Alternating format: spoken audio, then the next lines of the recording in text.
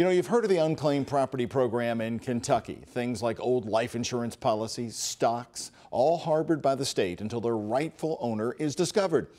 Some of that money is never claimed, though, and now the Treasurer, Alison Ball, is suggesting that she use some of that cash to fund the budget of her own office, which would also save the state $2 million a year.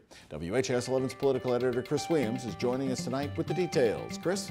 The Commonwealth is facing a pension crisis and an anticipated brutal budget session with warnings of double-digit cuts across the board. So Treasurer Alison Ball is devising a way to create some financial wiggle room, which would allow for the use of money from unclaimed property to fund her department. House Bill 88 unanimously passed through committee today after Treasurer Ball presented her plan.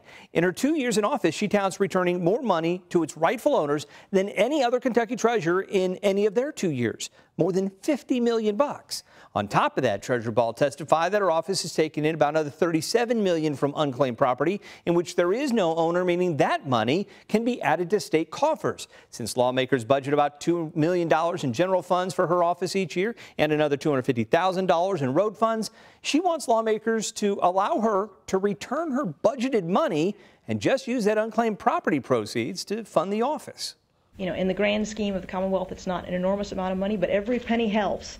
And I was talking to somebody the other day. They said this is the time to pinch every dollar and then pinch the dollar that was just pinched. So I'm a believer in that, and I want to do my part. The plan will have to go before the full House for a vote. A similar bill is working its way through the Senate. Treasurer Ball's official website has some help if you're looking to see if you're owned any unclaimed cash. I've shared that link on my social media accounts. My Twitter handle is @ChrisW News. Chris Williams, WHAS 11 News.